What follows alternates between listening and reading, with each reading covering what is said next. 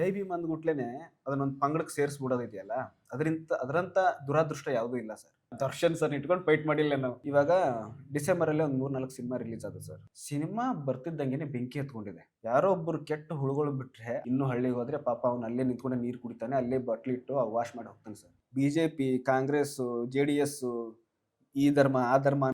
Picture ಪ್ರಚಾರ ವೀಕ್ಷಕರ ನಮಸ್ಕಾರ. ನಾನು ನಿಮ್ಮ ರವಿ ಸಾಸ್ನೂರ್. ಇವತ್ತು ನನ್ನ ಜೊತೆಗಿದ್ದಾರೆ ಲ್ಯಾಂಡ್ ಲಾರ್ಡ್ ಚಿತ್ರಕ್ಕೆ ಸಂಭಾಷಣೆಗಳನ್ನು ಬರೆದಂತಹ 3 ಅದ್ಭುತ ಪ್ರತಿಭಾವಂತರ ಲಿಸ್ಟ್ ಅಲ್ಲಿ ಒಂದು ಮಾಸ್ತಿ ಸರ್, ಎರಡನೇದ್ದು ನಮ್ಮ MM ಶ್ರೀಕಾಂತ್ ಅವರು. Thank you so much Srikanth. Manju ಅವ್ರನ್ನ ಆಮೇಲೆ ಮಾತಾಡ್ತೀನಿ. ತುಂಬಾ ಎಫರ್ಟ್ ಹಾಕಿ ಕನಸುಗಳನ್ನ ಕಟ್ಕೊಂಡು ಒಂದು ಗಟ್ಟಿ ಕಥೆನ ಸಿನಿಮಾ ಆಗಿ ಮಾಡಿದ ನಂತರ ಒಂದಷ್ಟು ಹೊಯ್ದಾಟ ಆಗ್ತಾ ಇರುತ್ತೆ. ಗುರು ಇನ್ನೊಂಚೂರು ಕೈ ಹಿಡಿಬೇಕು ಗುರು, ಥಿಯೇಟ್ರ್ ಫುಲ್ ಆಗ್ಬೇಕು ಗುರು, ಕಮರ್ಷಿಯಲಿ ವಾವ್ ಅನಿಸ್ಬೇಕು ಗುರು ಅಂತ. ಆ ಥರದ್ದು ಹೆಂಗ್ ನಡೀತಿದೆ ಏರಿಳಿತಗಳ ಮೈಂಡಲ್ಲಿ? ಎದೆ ಬಡಿತ ಜೋರಾಗಿದೆ ಸರ್. ಯಾಕಂತಂದ್ರೆ ಕನಸುಗಳು ತುಂಬಾ ದೊಡ್ಡವು ಇರ್ತಾವಲ್ಲ. ಈಗ ಇದಾದ್ಮೇಲೆ ಇನ್ನು ಮತ್ತೇನು, ಇದ್ರ ರಿಸಲ್ಟ್ ಮೇಲೆ ಡಿಪೆಂಡೆಂಟ್ ಇರುತ್ತೆ. ಸೊ ಆ ವಿಷಯಕ್ಕೆ ಬಂದ್ರೆ ಸ್ವಲ್ಪ ಇನ್ನೂ ಎದೆ ಬಡಿತ ತುಂಬಾ ಜೋರಾಗಿದೆ. ಇನ್ನೂ ತುಂಬಬೇಕು, ಹೌಸ್ಫುಲ್ ಆಗ್ಬೇಕು. ರೆಸ್ಟ್ ಆಫ್ ಕರ್ನಾಟಕ ತುಂಬಾ ಚೆನ್ನಾಗಿ ಹೋಗ್ತಾ ಇದೆ ಸಿನಿಮಾ. ಬೆಂಗಳೂರು ಜನ ಸ್ವಲ್ಪ ಕರುಣೆ ತೋರ್ಬೇಕು ಅಂತ. ಕರುಣೆ ತೋರಿದ್ರೆ ಮೇ ಬಿ ಪಿಕಪ್ ಆಗತ್ತೆ. ಫಸ್ಟ್ ವೀಕ್ ಏನೇ ಇದ್ರು ಸೆಕೆಂಡ್ ವೀಕ್ ಇಂದ ಬ್ಲಾಕ್ ಬಸ್ಟರ್ ಆಗ್ಬೇಕು ಅಂತ ನಮ್ದು. ಮೇಲಾಗಿ ಸಿನಿಮಾ ರಿಲೀಸ್ ಆದ ದಿವಸನೇ ನಾ ಸಿನಿಮಾ ನೋಡಿದೆ. ತ್ರಿವೇಣಿ ಬಂದಿದ್ದೆ. ಸಿನಿಮಾ ಮುಗಿದಾದ್ಮೇಲೆ ನಂಗೆ ಆಚೆ ಇಮಿಡಿಯೇಟ್ ಆಗಿ ಜಡೇಶ್ ಅವ್ರು ಸಿಕ್ಕರು, ಮಾಸ್ತಿ ಸರ್ ಸಿಕ್ಕರು, ಇವನ್ ರಾಜ್ ಶೆಟ್ಟಿ ಅವ್ರು ಸಿಕ್ಕರು, ಭಾವನಾ ಅವ್ರು ಎಲ್ಲರೂ ಸಿಕ್ಕರು. ವಿಜಯ್ ಸರ್ನ ಮತ್ತು ರೀತನ್ ಅವ್ರ ಮಾತಾಡ್ಸಕ್ ಆಗ್ಲಿಲ್ಲ. ಆಚೆ ಬಂದ್ಮೇಲೆ ಒಂದು ಕೌಂಟರ್ ಕೊಡ್ತಾರೆ ಸರ್. ಅಂದ್ರೆ ಅದನ್ನ ಕೌಂಟರ್ ಅಂತೆ ಭಾವಿಸ್ತೀನಿ, ಸತ್ಯ ಕೂಡ ಅದು. ರಾಜ್ ಶೆಟ್ಟಿ ಅವರು ಸಂವಿಧಾನವನ್ನ ಗೌರವಿಸಿದವನು, ಸಮಾನತೆಯನ್ನ ಗೌರವಿಸಿದವನು, ಮಾನವತೆಯನ್ನ ಗೌರವಿಸಿದವನು ಅಂತ ಕೊಟ್ರು. Exact punch. ಇದಕ್ಕೆ ನಿಮ್ದೊಂದು ರಿಯಾಕ್ಷನ್ ಹೆಂಗೆ ಅಂತ ಸರ್? ಏನ್ ಹೇಳ್ಬೋದಂದ್ರೆ, ಒಂದು ಲಾ ಆಫ್ ಲ್ಯಾಂಡ್ ಅಂತ ಇರುತ್ತೆ. ಯಾವುದೇ ವಿಚಾರ ತಗೊಂಡ್ರು, ನನ್ನ ಆಫೀಸ್ ಬಂದ್ರೆ ಅದಕ್ಕೊಂದು ರೂಲ್ಸ್ ಇರುತ್ತೆ, ನನ್ನ ರಾಜ್ಯ ಬಂದ್ರೆ ಅದಕ್ಕೊಂದು ರೂಲ್ಸ್ ಇರುತ್ತೆ. ಹಂಗೆ ದೇಶಕ್ಕೆ ಸಂವಿಧಾನ ಅನ್ನೋದೊಂದು ರೂಲ್ ಬುಕ್ ಸರ್. ಅದಕ್ಕೆ no exemption, you have to follow it. Exactly. ಅಕಸ್ಮಾತ್ ನೀವು ಅದನ್ನ ಅಪೋಸ್ ಮಾಡ್ತಿದ್ದೀರಂದ್ರೆ ನಿಮಗೂ POK ಯಲ್ಲೂ, ಪಾಕಿಸ್ತಾನದಲ್ಲೂ, ಬಾಂಗ್ಲಾದೇಶದಲ್ಲೂ, ಅಸ್ಸಾಮಲ್ಲಿ ಇರೋ ಟೆರರಿಸ್ಟ್ಗೆ ಡಿಫ್ರೆನ್ಸ್ ಏನೂ ಇಲ್ಲ ಸರ್. ಅಷ್ಟೇ ಸರ್. ನಾನು ನನ್ನ ದೇಶದಲ್ಲಿ ಇದ್ದೀನಿ, ನನ್ನ ಸಂವಿಧಾನ ರೆಸ್ಪೆಕ್ಟ್ ಮಾಡೋದು ನನ್ನ ಕರ್ತವ್ಯ, ಮೂಲ ಕರ್ತವ್ಯ ಅದು ಆ್ಯಕ್ಚುಲಿ. ನೀನು ಅದನ್ನ ಒಂದು ಜೈ ಭೀಮ್ ಅಂದ್ಗುಟ್ಲೇನೆ ಅದನ್ನೊಂದು ಪಂಗಡಕ್ಕೆ ಸೇರಿಸ್ಬಿಡೋದಿದೆಯಲ್ಲ, ಅದರಂತ ದುರಾದೃಷ್ಟ ಯಾವುದೂ ಇಲ್ಲ ಸರ್. ಜೈ ಭೀಮ್ ಅಂತ ಯಾಕೆ ಅನ್ಬಾರ್ದು ಸರ್? ಕಾನ್ಸ್ಟಿಟ್ಯೂಷನ್ ಅಲ್ವಾ, ಬರ್ದಿರೋರಲ್ವಾ? ಅವರೊಬ್ಬರೇ ಬರ್ದಿಲ್ಲ ಪಾಪ, 100 ಜನ ಸೇರ್ಬಿಟ್ಟು ಬರ್ದಿದ್ದಾರೆ, ಇಡೀ ದೇಶ ಅಕ್ಸೆಪ್ಟ್ ಮಾಡ್ಕೊಂಡಿದೆ. ಓಕೆನಾ? ಈಗ ನರೇಂದ್ರ ಮೋದಿ ಅವರೇ ನಿನ್ನೆ ಗಣರಾಜ್ಯೋತ್ಸವದಿಂದ ಪರೇಡಲ್ಲಿ ಸೆಲ್ಯೂಟ್ ಹೊಡೆದ್ರು ಸರ್. ಎದಕ್ಕೆ ಸರ್ ಸೆಲ್ಯೂಟ್ ಹೊಡೆದಿದ್ದವರು? ಸಂವಿಧಾನ ಇನ್ಸ್ಟಾಲ್ ಆಯ್ತಂತಲ್ವಾ? ಇಲ್ಲಿ ರಾಜ್ಯದಲ್ಲಾಯ್ತು, ದೇಶದಲ್ಲಾಯ್ತು, ಎಲ್ಲ ಕಡೆನೂ ನಿನ್ನೆ ಸಂಭ್ರಮ ಆಚರಿಸಿದ್ವಲ್ಲ ಸರ್. ಯಾಕೆ ಅಂತಂದ್ರೆ ಅದಕ್ಕಷ್ಟು ರೆಸ್ಪೆಕ್ಟ್ ಕೊಡ್ತೀವಿ ನಾವು. ಯಾರೋ ಕೆಲವೊಬ್ರು ಸಂವಿಧಾನ ಅಂತಂದ್ಗುಟ್ಲೇನೆ ಇವರು ಆ ಕಡೆ ಇದೆ, ಅವ್ರು ಜೈ ಭೀಮ್ ಅವ್ರು ಏನೋ ಅಡ್ವಾಂಟೇಜ್ ತೊಗೊಳಕ್ ಬರ್ತಾ ಇದ್ದಾರೆ, ಏನು ಮೈನಾರಿಟಿಗೆ ಸಪೋರ್ಟ್ ಮಾಡಕ್ ಬರ್ತಾ ಇದ್ದಾರೆ. ಯಾಕೆ ಮಾಡಬಾರ್ದು ಸರ್? ಯಾರಿಗಾದ್ರೂ ಯಾಕೆ ಮಾಡಬಾರ್ದು ಅಂತ ನನ್ನ ವಿಚಾರ. ಒಂದು ಕೆಳಮಟ್ಟದ ಅಥವಾ ನೆಗ್ಲೆಕ್ಟೆಡ್ ಕಮ್ಯುನಿಟಿಗೆ ಸಪೋರ್ಟ್ ಮಾಡೋದು ನಮ್ಮ ಒಂದು ಕರ್ತವ್ಯ ಸರ್. ಅದು ಆ್ಯಕ್ಚುಲಿ ಪ್ರತಿಯೊಬ್ಬರದ್ದು ಕರ್ತವ್ಯ. ಇವಾಗ ಅಮೇರಿಕಾದಲ್ಲಿ ಅಕಸ್ಮಾತ್ ಮೊನ್ನೆ ಒಂದು ಸಿನ್ನರ್ಸ್ ಅಂತ ಒಂದು ಫಿಲಮ್ ಬಂದಿದೆ, ಮುಂಚೆ ಹೈಯೆಸ್ಟ್ ಆಸ್ಕರ್ ನಾಮಿನೇಟೆಡ್ ಸಿನಿಮಾ. ಅದು ಪ್ಯೂರ್ಲಿ ಬೇಸ್ಡ್ ಆನ್ ರೇಸಿಸಮ್ ಅಂತಂದ್ರೆ ಎಷ್ಟು ಸಟಲ್ ಆಗಿ ತೋರಿಸಿದಾನಂತಂದ್ರೆ, ಅವನು aggression of black people against white people ಒಂದು ಕುದಿತಾ ಇರುತ್ತೆ ಗೊತ್ತಾ ಮನಸ್ಸಲ್ಲಿ. ಒಬ್ಬ ಒಳ್ಳೆ ಡೈರೆಕ್ಟರ್ಗೆ ಒಂದು ಕುದಿತಾ ಇರುತ್ತೆ. ಅವ್ನು ಯಾವತ್ತು ಕೆಳಮಟ್ಟದವ್ರನ್ನ ಹಿಂಗೆ ಕುಗ್ಗಿಸಿ ಸಿನಿಮಾ ನೋಡಿ ಸಾಕಾಗಿ ಹೋಗ್ಬಿಟ್ರು ಅಂತ ರೋಸ್ ಹೋಗಿರೋಂಥ ಡೈರೆಕ್ಟ್ರು ನಾನು ಎದ್ದು ನಿಂತ್ಕೊಂಡ್ರೆ ಹೆಂಗಿರುತ್ತೆ ಅಂತ ತೋರಿಸೋದೊಂದು ಸಿನಿಮಾ ಇದೆ. ಓಕೆನಾ? ಆ ಥರ ಸಿನಿಮಾ ಮಾಡಿದ್ರೆ ಅದನ್ನ ಎಲ್ಲರೂ ತಲೆ ಮೇಲೆ ಹೊತ್ಕೊಂಡು ಮೆರೆಸ್ತಾರೆ ಸರ್. ಅಲ್ಲಿ ಮೆರೆಸಿ ಹೈಯೆಸ್ಟ್ ಆಸ್ಕರ್ ನಾಮಿನೇಷನ್ ಆಗುತ್ತೆ, ಬಾಕ್ಸ್ ಆಫೀಸ್ ಕಲೆಕ್ಷನ್ ಆಗುತ್ತೆ, ಎಲ್ಲರೂ ಹೊಗಳ್ತಾರೆ. ಅದೇ ನಮ್ಮ ದೇಶದಲ್ಲಿ ಆ ಥರದೊಂದು ಸಿನಿಮಾ ಮಾಡಿದ್ರೆ ಯಾಕೆ ಸಪೋರ್ಟ್ ಮಾಡಲ್ಲ ಅಂತ ನನ್ನ ಪ್ರಶ್ನೆ. ಇಲ್ಲಿ ನನಗೆ ಪರ್ಸ್ನಲಿ ಕನೆಕ್ಟ್ ಆಗಿದ್ದು, ಬಿಳಿ ಮತ್ತು ಕಪ್ಪು ಅಂತಂದಾಗ ನನ್ನ ಕಣ್ಮುಂದೆ ಬರುವಂಥದ್ದು ಬರಾಕ್ ಒಬಾಮಾ ಅವರು. ಅಂದ್ರೆ ಬರಾಕ್ ಒಬಾಮಾ ಅವರು ಆ ರಾಷ್ಟ್ರವನ್ನ ಪ್ರತಿನಿಧಿಸುವಂತ ಒಂದು ದೊಡ್ಡ ವ್ಯಕ್ತಿ, ಶಕ್ತಿಯಾಗಿ ನಿಂತಾಗ ತುಂಬಾ ಕಡೆ ಇದೇ ಟಾಕ್ ಬಂತು. ಬರಾಕ್ ಒಬಾಮಾ ಹೆಂಗಿದ್ರು ಗೊತ್ತಾ, ಅವ್ರ ಕತೆ ಗೊತ್ತಾ, ಅವ್ರು ಯಾಕೆ ಹಿಂಗಾದ್ರು ಗೊತ್ತಾ ಅಂತ. ಅಂದ್ರೆ ಕೆಲವು ಸತ್ಯ ಘಟನೆಗಳು ಸಿನಿಮಾ ಆಗಿ ಪರಿವರ್ತನೆ ಆದಾಗ ಮಾತ್ರ ಈ ತರದೊಂದು ಚೇಂಜಸ್ ಆಗುತ್ತೆ ಅಂತ. ಕರೆಕ್ಟ್. ಈಗ ನಿಮ್ಮ ಆಫೀಸಲ್ಲೇ ನಾನು ಅಂದ್ರೆ ಇದು ನನ್ನ ಪರ್ಸನಲ್ ಕ್ವಶನ್, ಯಾರು ಕೇಳೋ ಅಂತ ಹೇಳಿದ್ದಲ್ಲ, ನಿಮ್ಮ ಆಫೀಸಲ್ಲಿ ಇಷ್ಟು ಜನ ಕೆಲಸ ಮಾಡಿದ್ರಲ್ಲ ಇನ್ಕ್ಲೂಡಿಂಗ್ ಜಡೇಶ್ ಅವ್ರು ಸೇರಿ, ಅಲ್ಲಿ ಹೆಂಗಿತ್ತು ಈ ಸಮಾನತೆ ವಿಷಯ? ನಾನು it's about curious question. It's a very good question sir. Actually ಹೇಳ್ತೀನಿ, ನನ್ನ ಆಫೀಸಲ್ಲಿ ನಾವು ಕತೆ ಬರೆಯೋಕೆ ಕೂತ್ಕೊಂಡ್ರೆ ಜಡೇಶ್ ಸರ್ ಒಬ್ಬರೇ ಅಂತಲ್ಲ, ನಮ್ಮ ಟೀಮ್ ಇದೆ, ಫುಲ್ ಟೀಮ್. ನಮ್ಮ ಟೀಮಲ್ಲಿ ಬ್ರಾಹ್ಮಣರಿದ್ದಾರೆ, ಕುರುಬರಿದ್ದಾರೆ, ಲಿಂಗಾಯತರಿದ್ದಾರೆ, ಓಕೆನಾ, ಜೈನರಿದ್ದಾರೆ, ಗೌಡ್ರಿದ್ದಾರೆ, ಮೈನಾರಿಟಿ ಅವರು ಇದ್ದಾರೆ, ಎಲ್ಲರೂ ಇದ್ದಾರೆ ಸರ್. ಎಲ್ಲರೂ ಇರಬೇಕಾದ್ರೆ ಒಂದು ಮಿನಿ ಇಂಡಿಯಾ ಸರ್ ನಮ್ಮ ಆಫೀಸು. ಎಷ್ಟು ಸೌಹಾರ್ದತೆ ಇದೆ ಗೊತ್ತಾ? ಅವ್ರ ಪ್ಲೇಟಲ್ಲಿ ನಾವು ತಿಂತೀವಿ, ನಮ್ಮ ಪ್ಲೇಟಲ್ಲಿ ಅವ್ರು ತಿಂತಾರೆ, ಅನ್ಟಚಬಿಲಿಟಿ ಅನ್ನೋದಿಲ್ಲ, ಒಂದು ಜಾತಿ ಬಗ್ಗೆ ಮಾತಾಡೋದಿಲ್ಲ, ಜಗಳ ಮಾಡ್ತೀವಿ ಸರ್. ನಾವು ವಿಚಾರಗಳ ಬಗ್ಗೆ ಜಗಳ ಮಾಡ್ತೀವಿ ಹೊರತು ಎಲ್ಲೂ ಒಂದು ಅಂಡರ್ಸ್ಟ್ಯಾಂಡಿಂಗು, ಮಿಸ್ಕನ್ಸೆಪ್ಷನ್ನು, ಒಬ್ಬ ಮನುಷ್ಯನಿಗೆ ಕೊಡಬೇಕಾದ ಪ್ರೀತಿ ಯಾವತ್ತೂ ಕಡಿಮೆ ಆಗಿಲ್ಲ ಸರ್. ಸೊ ಅಷ್ಟೊಂದು ಹಾನೆಸ್ಟ್ ಪ್ಲೇಸಿಂದ ಬಂದಿರೋಂಥ ಸಿನಿಮಾ ಇದು. ಅಷ್ಟೊಂದು ಹಾನೆಸ್ಟ್ ಪ್ಲೇಸಲ್ಲಿ ಅಷ್ಟೊಂದು ಹಾನೆಸ್ಟ್ ಪೀಪಲ್ಲು ಅಷ್ಟು ಇಷ್ಟಪಟ್ಟು ಮಾಡಿರೋಂಥ ಕತೆ ಯಾವತ್ತೂ ರಾಂಗ್ ಆಗಕ್ಕೆ ಚಾನ್ಸ್ ಇಲ್ಲ ಸರ್. ಯಾಕಂದರೆ ನಾನು ಬ್ರಾಹ್ಮಣ ಪರವಾಗಿ ಮಾಡ್ತಿದ್ದೀನ, ಅಲ್ಲಿ ಬ್ರಾಹ್ಮಣರಿದ್ದಾರೆ, ಅದನ್ನು ಡಿಫೆಂಡ್ ಮಾಡೋಕೆ, ಅಪೋಸ್ ಮಾಡೋಕೆ. ಓಕೆ, ಕೆಳಜಾತಿಯವ್ರ ಬಗ್ಗೆ ಮಾಡ್ತಿದ್ದೀನ, ಇದು ರಾಂಗ್ ಆಗ್ತಿದೆ, ರೈಟ್ ಅಂತ ಹೇಳೋಕ್ಕಿದ್ದಾರೆ. ಸೊ ಅಷ್ಟು ಬ್ಯಾಲೆನ್ಸ್ಡ್ ಆಗಿ ಹ್ಯಾಂಡಲ್ ಮಾಡಿದ್ವಿ. ಅದು ಯಾವುದೋ ಒಂದು ವರ್ಗದ ಸಿನಿಮಾ ಅಲ್ಲ sir, it's A universal film. India ತಲೆ ಮೇಲೆ ಎತ್ಕೊಂಡು ಮೆರೆಸ್ಬೇಕಾಗಿರೋಂಥ ಸಿನಿಮಾ ಇದೆ ಆ್ಯಕ್ಚುಲಿ. ಯಾಕೆ ಇಷ್ಟು ಡೀಟೇಲ್ಸ್ ಗೊತ್ತು ಅಂದರೆ, I am there from the scratch. Idea scratch ಆದಾಗಿಂದನೇ ಜೊತೆಗಿದ್ದೀನಿ ನಾನು, ಓಕೆನಾ. ಅಲ್ಲಿಂದ ಹಿಡಿದು ಬರೆದು 23-24 ವರ್ಷ ಬರೆಯೋಷ್ಟೊತ್ತಿಗೆ ನನ್ನ ತಲೆಯಲ್ಲಿ ಅಷ್ಟು ಕರೆಕ್ಟಾಗಿ ಕೂತಿದೆ ಅಂದರೆ, ನಾನೊಂದು ಜಡ್ಜ್ ಮಾಡೋಷ್ಟು ಕೆಪಾಸಿಟಿ ನನ್ನಲ್ಲಿದೆ ಆ ವಿಚಾರಗಳನ್ನು. ಆಮೇಲೆ ಅದಕ್ಕೆ ತಕ್ಕಂಗೆ ಓದ್ಕೊಂಡಿದ್ದೀವಿ ನಾವು, ಸುಮ್ಮನೆ ಏನೋ ಬರೆದ್ಬಿಟ್ಟಿಲ್ಲ. ಯಾವುದೋ ಒಂದು ಸೀನ್ ಬರಿಬೇಕು ಅಂತಂದರೆ ಯಾವುದೋ ಒಂದು 5-6 ಕಾದಂಬರಿ ಓದ್ತೀವಿ. ಎಲ್ಲ ಕಾದಂಬರಿಯಲ್ಲೂ ಕಂಟೆಂಟ್ ಸಿಗಲ್ಲ ಸರ್. ಯಾವುದೋ ಒಂದು ಕಾದಂಬರಿಯಲ್ಲಿ ಯಾವುದೋ ಒಂದು ಇನ್ಸಿಡೆಂಟ್ ಸಿಗುತ್ತೆ, ಅದನ್ನು ತೊಗೊಂಬಂದು ಇದಕ್ಕೆ ಹಾಕಬೇಕು. ರಿಯಲ್ ಇನ್ಸಿಡೆಂಟ್ಸ್ ಯಾವುದೋ ಒಂದು ಹೇಳ್ತಾನೆ, ಯಾರೋ ಅನುಭವಿಸಿರೋ, ಅದನ್ನು ತೊಗೊಂಬಂದು ಇದಕ್ಕೆ ಜಾಯಿನ್ ಮಾಡ್ಕೋಬೇಕು. ಸೊ ರಿಯಲ್ ಇನ್ಸಿಡೆಂಟ್ಸ್ ಕಟ್ಕೊಂಡು ಹೋದಾಗ ನೀವು ಯಾರಿಗೂ ರೀಸನ್ಸ್ ಕೊಡೋಂಗಿಲ್ಲ, ಇದು ನಡೆದಿಲ್ಲಲ್ಲ ಅಂಥೇಳಿ. ನಡೆದಿದೆ, ಡಾಕ್ಯುಮೆಂಟೆಡ್ ರಿಯಾಲಿಟಿನೇ. ಯಾವುದು ಫಿಕ್ಷನ್ ಅಲ್ಲ ಸರ್. ಫಿಲಮಲ್ಲಿ ಬಂದಿರೋದು ಯಾವುದು ಫಿಕ್ಷನ್ ಅಲ್ಲ ಸರ್. ನಿಮಗೆ ನೋಡಿದ್ಬಿಟ್ಲೇ ಎಲ್ಲ ವಿಚಾರಗಳು ಒಂದು ಕಡೆ ಬಂದಾಗ ನಿಮ್ಗೆ ಹಂಗೆ ಅನಿಸ್ತಿರ್ಬೋದೇನು, ಏನು ಫಿಕ್ಷನ್ ಕತೆ ಹೊಡೆದ್ರೆ. ಚಾನ್ಸೇ ಇಲ್ಲ ಸರ್, ಒಂದೇ ಒಂದು ಫಿಕ್ಷನ್ ಇಲ್ಲ. ಅಷ್ಟು ಹಾನೆಸ್ಟ್ ಸಿನಿಮಾ. ಜೊತೆಗೆ ಇಲ್ಲಿ ಇನ್ನೊಂದು ನನಗೆ ಕನೆಕ್ಟ್ ಆಗಿದ್ದು ಸಿನಿಮಾ, ಯಾವಾಗ ಇಲ್ಲಿ ಕಾಟೇರದ ವಿಷಯನ ನಾನು ತುಂಬಾ ಪ್ರೌಡಾಗಿ ತೊಗೊಳ್ತೀನಿ. ಯಾಕೆ ಅಂದ್ರೆ ಕಾಟೇರಾಗೆ ನೀವು ಕೂಡ ಟ್ರಾವೆಲ್ ಮಾಡಿದವರು, ನಾನು ಕೂಡ ಪ್ರಮೋಷನಲ್ ಆಕ್ಟಿವಿಟಿಗಳಲ್ಲಿ ಇದ್ದೆ. ಕಾಟೇರ ಅನ್ನುವಂತಹ ಸಿನಿಮಾ ದೊಡ್ಡ ಮಟ್ಟದ ಕ್ಲಾಸ್, ಮಾಸ್ ಅಂಡ್ ಕಮರ್ಷಿಯಲಿ ದೊಡ್ಡ ಮಟ್ಟಕ್ಕೆ ರೀಚ್ ಆಗಿದ್ದರಲ್ಲಿ ಒಂದು 5-6 ಜನರ ಪಾತ್ರ. ಒಂದು as it is Rockline sir, Tarun Sudhir ಅವರು, ನಮ್ಮ ಜಡೇಶ್ ಅಣ್ಣ ಅವರು, ಮತ್ತೆ ದರ್ಶನ್ ಸರು, ಮತ್ತೆ ಇಡೀ ಕಾಂಟೆಂಟ್ ಅಲ್ಲಿ ಬರುವಂತ ಎಲ್ಲ ಕಲಾವಿದರು. ಆ ಸಿನಿಮಾ ಬಂದು ಹೋದ ನಂತರ ನನಗನ್ಸಿದ್ದು, ಗುರು, ಕೆಲವೊಂದು ಸಿನಿಮಾಗಳನ್ನ ಒಬ್ಬ ಸಾಮಾನ್ಯ ಕಲಾವಿದ ಮಾಡಬಾರ್ದು, ಮಾಡಿದ್ರೆ ನೇಮ್, ಫೇಮ್ ಅಂಡ್ ದೊಡ್ಡ ಮಟ್ಟದ ಸೆಲೆಬ್ರೇಟ್ ಮಾಡುವಂತ ಒಬ್ಬ ವ್ಯಕ್ತಿನೇ ಮಾಡಬೇಕು ಅಂತ ನಾನು ಅನ್ಕೊಂಡಿದ್ದೆ ಸಿನಿಮಾ ಬಂದ ನಂತರ. ಅದು ಪುನಃ ನಂಗೆ ಪ್ರೂವ್ ಆಗಿದ್ದು, ಕಾಟೇರದಲ್ಲಿ ದರ್ಶನ್ ಸರ್ ಇದ್ರು, ಈ ಸಿನಿಮಾಗೆ ವಿಜಯ್ ಸರ್ ಆಪ್ಟ್ ಆಗಿದ್ದಾರೆ, ಅವರೇ ಮಾಡಬೇಕಾಗಿದ್ದ ಸಿನಿಮಾ ನನಗನ್ನಿಸ್ತು. ಇದು ಹೇಗೆ ರೀಕನೆಕ್ಟ್ ಆಗುತ್ತೆ ಶ್ರೀಕಾಂತ್ಗೆ? ಕರೆಕ್ಟ್. ಏನಾಗುತ್ತೆ ಗೊತ್ತಾ ಸರ್, ಫಸ್ಟ್ ಒಂದು ಜಾನ್ರ ಆಫ್ ದ ಫಿಲಮ್ ಅಂತ ಸೆಲೆಕ್ಟ್ ಮಾಡ್ಕೊಂಡಾಗ ಪ್ರಯಾರಿಟಿಯಲ್ಲಿ ಬರೋದು ಹೀರೋ. ವಿಜಯ್ ಸರ್ ಇದ್ದಾರೆ, ವಿಜಯ್ ಸರ್ಗೆ ಕತೆ ಮಾಡ್ತಾ ಇದ್ದೀವಿ. ಆ ಕತೆ ಹೆಂಗಿರಬೇಕು, ಏನು ಹೇಳಬೇಕು, ಅವ್ರ ಕ್ಯಾರೆಕ್ಟರ್ ಹೆಂಗಿದೆ ಪಬ್ಲಿಕ್ಕಲ್ಲಿ, ಅದನ್ನು ನಾವು ನಮ್ಮ ಕತೆ ಹೆಂಗೆ ಅಳವಡಿಸ್ಕೊಂಡು ಎಷ್ಟಾಗತ್ತೆ ಅಷ್ಟು ಬೆಸ್ಟ್ ಆಪ್ಷನಲ್ಲಿ ಒಂದು ಸ್ಕ್ರೀನ್ ಪ್ಲೇ ಬರೋದು, ಆ ವ್ಯಕ್ತಿನ ಎಷ್ಟಾಗತ್ತೆ ಅಷ್ಟು ಜಾಸ್ತಿ ಯೂಸ್ ಮಾಡಿಕೊಂಡು ಅವರಲ್ಲಿರೋ ವರ್ಸಿಟಾಲಿಟಿನ ಹೊರಗೆ ತೆಗಿಬೇಕು ಅನ್ನೋದೆಲ್ಲ ವಿಚಾರಗಳು ಬರ್ತಾ ಹೋಗ್ತವೆ, ಓಕೆನಾ. ಈಗ ನಾವು ರೈಟಿಂಗ್ ಅಂತ ಕೂತಾಗ ವಿಜಯ್ ಸರ್ ತಲೆಯಲ್ಲಿ ಬಂದುಬಿಟ್ರೆ ಸಾಕು, ನಮಗೆ ಗೊತ್ತಾಗ್ತಾ ಹೋಗುತ್ತೆ ಇದು ಯಾವ ಜನರದಲ್ಲಿ ಕತೆ ಮಾಡಬೇಕು, ಹೆಂಗೆ ಹೋಗಬೇಕು, ಟೆಂಪೋ ಹೆಂಗೆ ಹೋಗಬೇಕು, ಅಪೋಸಿಟ್ ಯಾರಿದ್ದಾರೆ, ಸೊ ಇವ್ರ ಕರಿಷ್ಮಾ ಏನು, ಇವ್ರ ಪಾಪ್ಯುಲಾರಿಟಿ ಏನು ಅಂತ. ಸೊ ಅದೇ ಥರ ಕಾಟೇರದಲ್ಲಿ ನೋಡಿದ್ರೆ ನೀವು ಏನು ಮಾಸ್ ಇತ್ತೋ ಅದನ್ನ ಮೀರಿದ ಮಾಸ್ ಇದರಲ್ಲಿದೆ ಆ್ಯಕ್ಚುಲಿ ಹೇಳ್ಬೇಕಾದ್ರೆ ಸರ್. 5 ಫೈಟು, ಓಕೆನಾ, ನೋ ಸಿಲ್ಲಿ ಸಾಂಗ್ಸ್ ಆ ಥರದ್ದು ಏನಿಲ್ಲ. ಅಲ್ಲಿ ಕಾಟೇರದಲ್ಲಿ ಇಂಟ್ರೋಲ್ ಬ್ಯಾಕ್ ವರ್ಗವರೆಗೂ ಫೈಟ್ ಇಲ್ಲ, ದರ್ಶನ್ ಸರ್ ಇಟ್ಕೊಂಡು ಫೈಟ್ ಮಾಡಿಲ್ಲ ನಾವು. ಸೊ ಅದು ಗ್ರೌಂಡ್ ಬ್ರೇಕಿಂಗ್, ಅದು ಅಚೀವ್ಮೆಂಟ್. ಕ್ಲೈಮ್ಯಾಕ್ಸಲ್ಲಿ ಫೈಟ್ ಇಲ್ಲ ಅಲ್ಲಿ. ಸೊ ಅದನ್ನೇ ರಿಪೀಟ್ ಮಾಡೋದು ಏನು ದೊಡ್ಡ ವಿಚಾರ ಅಲ್ಲ, ಬಟ್ ಏನು ಅಂದರೆ ಚೇಂಜ್ ಮಾಡೋಕ್ಕೆ ಹೋದ್ವಿ action. Okay, Vijay sir famous for action, let's include it, not just blindly create A situation create ಮಾಡಿದ್ವಿ, ಫೈಟ್ ಇಟ್ವಿ. ಪ್ರತಿಯೊಂದು ಫೈಟು ಕಾನ್ಸೆಪ್ಚುವಲ್ ಇದೆ, ಪ್ರತಿಯೊಂದು ಫೈಟು ಗೂಸ್ ಬಂಪ್ಸ್ ಇದೆ. ಏನು ನೀವು ಥಿಯೇಟ್ರಲ್ಲಿ ನೋಡಿದಿರಲ್ಲ, ನಿಮಗೆ ಹೆಂಗೆ ಅನಿಸುತ್ತೆ, ಆ ರಿವೀಲಿಂಗ್ ಹೆಂಗೆ ಅನಿಸುತ್ತೆ ನಿಮಗೆ, ಅಷ್ಟು ಆರ್ಗ್ಯಾನಿಕ್ ಆಗಿ ಕೂತ್ಕೊಂಡಾಗ ಯಾವುದು ಪ್ರಾಬ್ಲಮ್ ಆಗಲ್ಲ ಸರ್. Yes. ಅಷ್ಟು ಸ್ಟಾರ್ಡಮ್ ಇರೋರು ಮಾಡಿದ್ರೇನೆ ಅದಕ್ಕೊಂದು ವ್ಯಾಲ್ಯೂ. Yes, ಇಲ್ಲಿ ಇನ್ನೊಂದು ಆಡ್ ಆನ್ ಆಗೋದು ಸಂಭಾಷಣೆ ಅಂತ ಬಂದಾಗ, Okay. ಒಂದು ಈ ಕಡೆ ನಮ್ಮ ಮಾಸ್ತಿ ಸರ್, ಹಾ.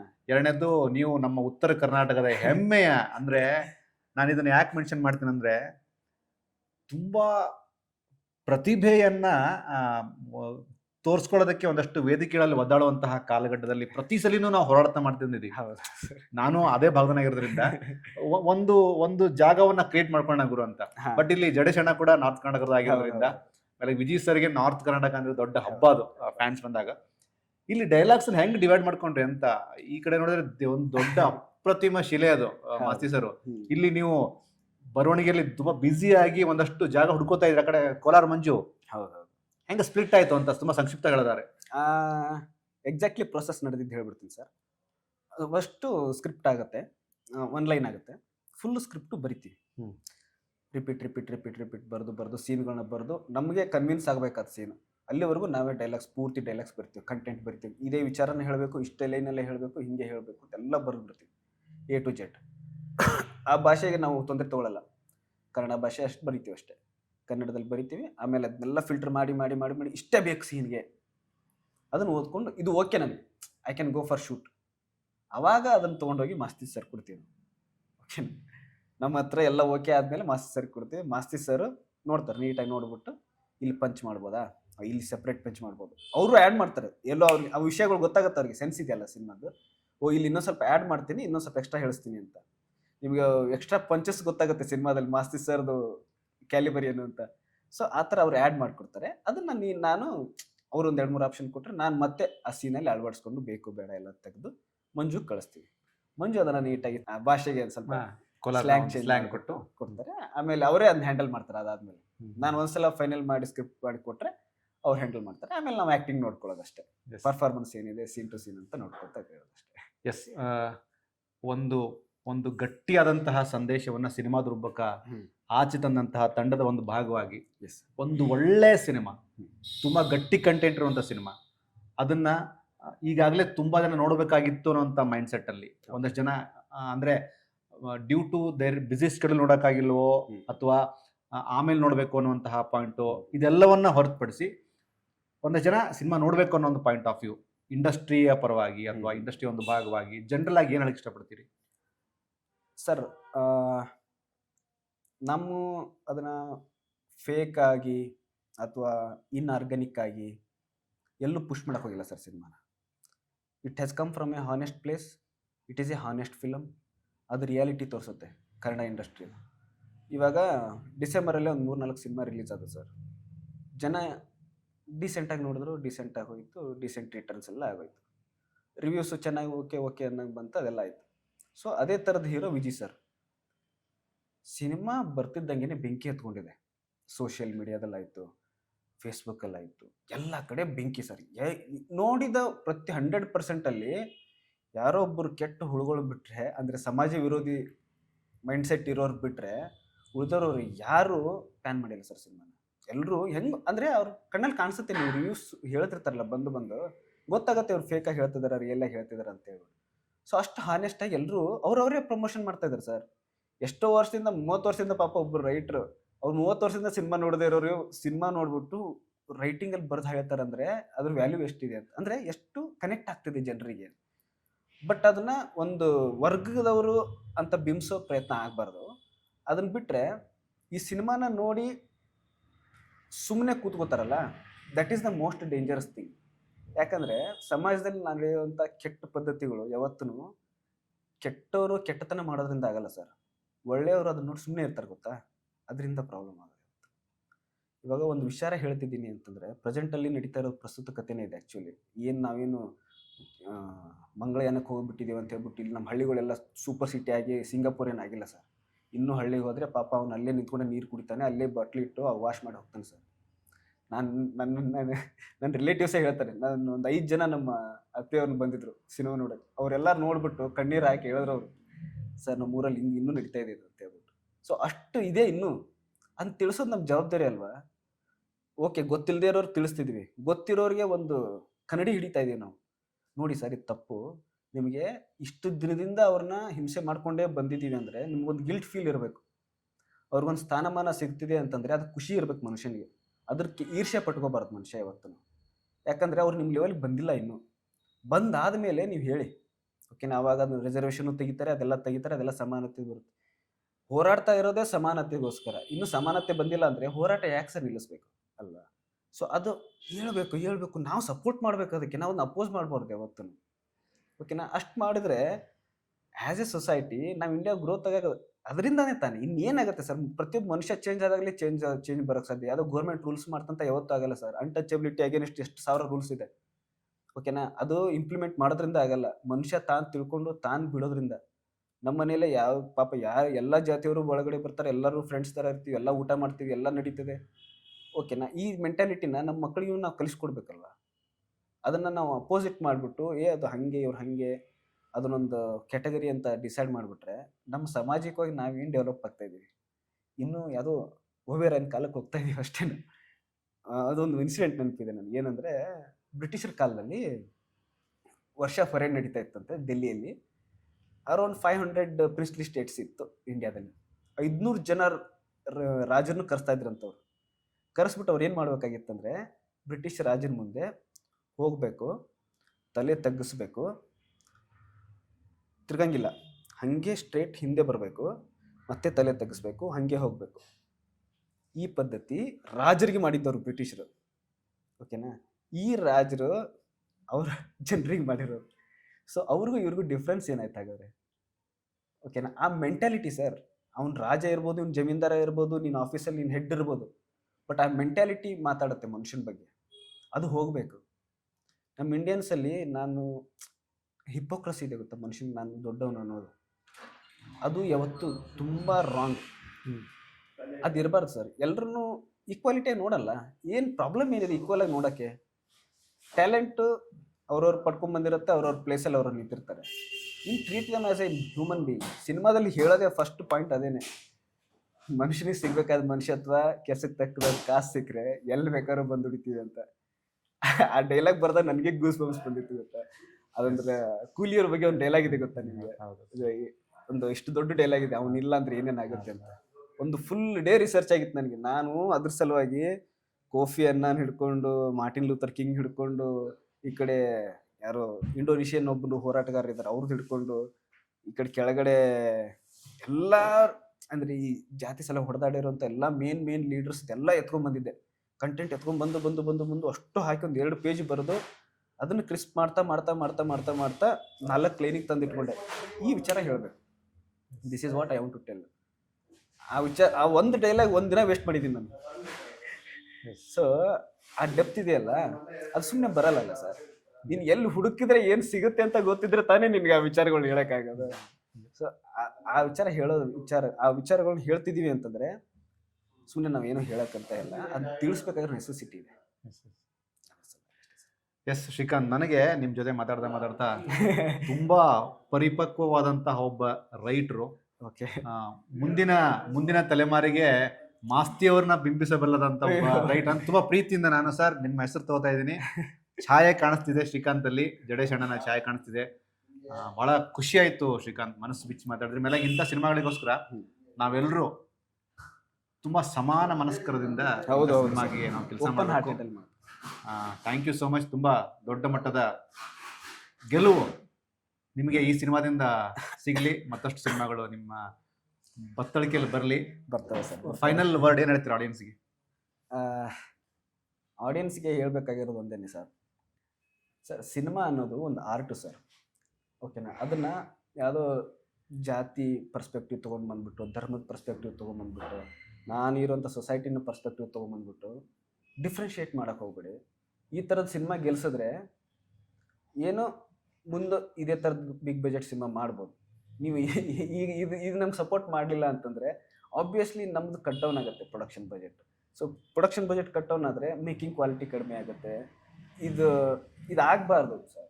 ಯಾಕಂದರೆ ಅದಕ್ಕೆ ಎಷ್ಟು ಬೇಕೋ ಅಷ್ಟೇ ಖರ್ಚು ಮಾಡಿದ್ರು, ನಾವೇನು ಎಕ್ಸ್ಟ್ರಾ ಖರ್ಚು ಮಾಡಿಲ್ಲ. ಸೊ ಅದಕ್ಕೆ ತಕ್ಕಂಗೆ ನೀವು ಬೆಂಬಲ ಸಿಗಬೇಕು ಅಂದರೆ ಹೌಸ್ಫುಲ್ ಓಡ್ಬೇಕು ಸರ್ ಸಿನಿಮಾಗಳು. ಆವಾಗಲೇ ಒಬ್ಬ ಪ್ರೊಡ್ಯೂಸರಿಗೆ ಧೈರ್ಯ ಬರುತ್ತೆ, ಒಂದು ಕಮ್ಯುನಿಟಿಗೆ ಧೈರ್ಯ ಬರುತ್ತೆ. ಇದು ಯಾವುದೋ ಕ್ಯಾಸ್ಟ್ ಬೇಸ್ಡು ಅದು ಇದು ಆ ಥರ ಏನು ನೋಡೋಕೆ ಹೋಗಬೇಡಿ. ಶುದ್ಧ ಮನಸ್ಸಿಂದ ಸಿನಿಮಾ ನೋಡಿ, ನಮ್ಮನ್ನೆಲ್ಲ ಒಂದು ಲೆವೆಲಿಗೆ ತೊಗೊಂಬನ್ನಿ. ಯಾಕಂದರೆ ಆ ವ್ಯಾಲ್ಯೂ ನಿಮಗೆ ಸಿನಿಮಾ ನೋಡಿದ್ರೆ ಗೊತ್ತಾಗತ್ತೆ. ಅದರ ಹಿಂದೆ ಇರೋಂಥ ಕಷ್ಟ ಅಂತ ಹೇಳಲ್ಲ, ಅದು ಇಷ್ಟಪಟ್ಟು ಮಾಡಿರೋಂಥ ಕರ್ತವ್ಯ ಅದು. ಅದಕ್ಕೆ ನಿಮ್ಗೆ ಬೆಂಬಲ ಬೇಕು ಸರ್. ಇಲ್ಲ ಅಂತಂದರೆ ಏನಿಲ್ಲ ಸರ್, ನಿಮಗೆ ಎಂಥ ಸಿನಿಮಾ ಮಾಡಬೇಕು ಅನ್ನೋದು ಒಂದು 1000 ಲಿಸ್ಟ್ ಇರುತ್ತೆ. ಬಟ್ ಒಂದು ಎಜುಕೇಷನ್ ಇಟ್ಕೊಂಡು, ಒಂದು ಡೆವಲಪ್ಮೆಂಟಲ್ ಥಾಟ್ ಇಟ್ಕೊಂಡು, ಒಂದು ಸಾಮಾಜಿಕ ಕಳಕಳಿ ಇಟ್ಕೊಂಡು ಮಾಡುವಂಥ ಸಿನಿಮಾಗಳು ಯಾವತ್ತೂ ಪ್ರಬುದ್ಧವಾಗಿರುತ್ತವೆ. ಆ ಪ್ರಬುದ್ಧತೆಯನ್ನು ಸಪೋರ್ಟ್ ಮಾಡಿ ಅಂತ ಕೇಳೋಕ್ಕೆ ಇಷ್ಟಪಡ್ತೀನಿ ಅಷ್ಟೇ. ಪ್ಲೀಸ್ ಎಲ್ಲರೂ ಥಿಯೇಟ್ರಿಗೆ ಹೋಗಿ ನೋಡಿ. ಆಮೇಲೆ ಇನ್ನೊಂದು ವಿಷಯ, OTTಯಲ್ಲಿ ನೋಡ್ಬಿಟ್ಟು ಫಿಲಮ್ ಸೂಪರ್ ಆಗಿತ್ತು, ನಾನು ಸಿನಿಮಾ ಥಿಯೇಟ್ರಲ್ಲಿ ಮಿಸ್ ಮಾಡ್ಕೊಂಡ್ಬಿಟ್ಟೆ ಅಂತ ಯಾರು ಮೆಸೇಜ್ ಹಾಕುವಂಥ ಇದು ಪ್ಲೇಸ್ಗೆ ಹೋಗಕ್ಕೆ ಹೋಗ್ಬೇಡಿ. ಪ್ಲೀಸ್ ಎಲ್ಲರೂ ಥಿಯೇಟ್ರಲ್ಲೇ ನೋಡಿ. ಆಮೇಲೆ ನಿಮಗೆ ಅಕಸ್ಮಾತ್ ಇಷ್ಟ ಆಗಲಿಲ್ಲ ಅಂತಂದರೆ ಪರ್ಸ್ನಲ್ಲಾಗಿ ನನಗೆ ಮೆಸೇಜ್ ಹಾಕಿ ಇನ್ಸ್ಟಾಗ್ರಾಮಲ್ಲಿ, ನಾನು ಏನು ತಿದ್ಕೋಬೇಕು ನೆಕ್ಸ್ಟ್ ಸಿನಿಮಾದಲ್ಲಿ ತಿದ್ಕೋತೀನಿ. ಇಷ್ಟ ಆದ್ರೂ ಮೆಸೇಜ್ ಹಾಕಿ. Thank you. Yes Srikanth, thank you so much. Thank you. ಇವತ್ತು ಬೆಳಗ್ಗೆ ಪುನೀತ್ ರಂಗಸ್ವಾಮಿ ಅವ್ರದ್ದು ನಾನು ಫೇಸ್ಬುಕ್ ಅಲ್ಲಿ ನೋಡಿದೆ, ಏಳು ಮಲೆ ಸಿನಿಮಾ OTTಯಲ್ಲಿ ನೋಡಿ ಇಂತ ಒಳ್ಳೆ ಸಿನಿಮಾ ಮಿಸ್ ಮಾಡ್ಕೊಂಡೆ ಅಂತ ಆ ಲಿಸ್ಟಿಗೆ ನೀವು ಲ್ಯಾಂಡ್ ಲಾರ್ಡ್ ಹೋಗ್ಬಾರ್ದು ಅಂತಂದ್ರು. ಇದೊಂದು ಪ್ರಸ್ತುತವಾದಂತ ವಿಷಯ. ನನ್ನ ಪ್ರಕಾರ ಲ್ಯಾಂಡ್ ಲಾರ್ಡ್ ಇವತ್ತಿನಿಂದ ಮತ್ತಷ್ಟು ಒಳ್ಳೆಯ ಓಪನಿಂಗ್ ತೊಗೊಳುತ್ತೆ. ಆಲ್ರೆಡಿ ಹೌಸ್ಫುಲ್ ಹೋಗ್ತಾ ಇದೆ. ಆಲ್ರೆಡಿ ಸ್ವಾಮೀಜಿಗಳು ಕೂಡ ಸಿನಿಮಾ ನೋಡೋದಂತ ಒಂದು ವಿಷಯ ಸಿಕ್ತು ನನಗೆ. ಜೊತೆಗೆ ಹೌದು ಸರ್, ಪ್ರಬುದ್ಧವಾದಂತ ಸಂಘಟಕರು ದೊಡ್ಡವ್ರು ನೋಡಿ, BJP, ಕಾಂಗ್ರೆಸ್, JDS, ಈ ಧರ್ಮ ಆ ಧರ್ಮ ಅನ್ನೋದೇ ಪ್ರತಿಯೊಬ್ಬರು ನೋಡ್ತಾ ಇದ್ದಾರೆ. ಎಲ್ಲ ಸ್ವಾಮೀಜಿಗಳು ಹಿಡ್ಕೊಂಡು ಎಲ್ಲರೂ ನೋಡ್ತಾ ಇದ್ದಾರೆ. ಎಲ್ಲರೂ ಅಪ್ರಿಷಿಯೇಟ್ ಏನಕ್ಕೆ ಮಾಡ್ತಾ ಇದ್ದಾರೆ ಅಂದ್ರೆ ಸಮಾನತೆ ಬಗ್ಗೆ ಇರುವಂಥ ಸಿನಿಮಾ ಅಂತ ಹೇಳ್ಬಿಟ್ಟು ಸಪೋರ್ಟ್ ಮಾಡ್ತಾ ಇದ್ದಾರೆ. ಇಲ್ಲ ಅಂತಂದ್ರೆ ಅವ್ರು ಯಾಕೆ ಸಪೋರ್ಟ್ ಮಾಡಬೇಕು? ಒಂದು ಯಾವುದೋ ಪಂಗಡದಂದ್ರೆ ಬಿಟ್ಬಿಡ್ಬೋದಾಗಿತ್ತು. ಸೊ ಇದನ್ನ ಸಾಮಾನ್ಯ ಜನರು ಅರ್ಥ ಮಾಡ್ಕೋಬೇಕು. ಅರ್ಥ ಮಾಡ್ಕೊಂಡು ಅದ್ರ ವ್ಯಾಲ್ಯೂ ತಿಳ್ಕೊಂಡು ನಾವು ಅದಕ್ಕೆ ಬೆಲೆ ಕೊಡ್ಬೇಕು ಸರ್, ಅಷ್ಟೇ. ಎಸ್, ಇವತ್ತಿಂದ ಲ್ಯಾಂಡ್ ಲಾರ್ಡ್ ಮತ್ತಷ್ಟು ದೊಡ್ಡ ಮಟ್ಟಕ್ಕೆ ರೀಚ್ ಆಗಲಿ ಅನ್ನುವಂತಹ ಒಂದು ಆಶಯ ನಮ್ಮ ಪಿಕ್ಚರ್ ಪ್ರಚಾರ ಕಡೆಯಿಂದ. Thank you so much. ಮತ್ತೆ ಮೀಟ್ ಮಾಡೋಣ. ಇದಿಷ್ಟು ಶ್ರೀಕಾಂತ್ ಅವರ ಮಾತು. ಕ್ಯಾಮ್ರಾ ಪರ್ಸನ್ ಕಿರಣ್ ಜೊತೆಗೆ ರವಿ, ಪಿಕ್ಚರ್ ಪ್ರಚಾರ. Thank you so much.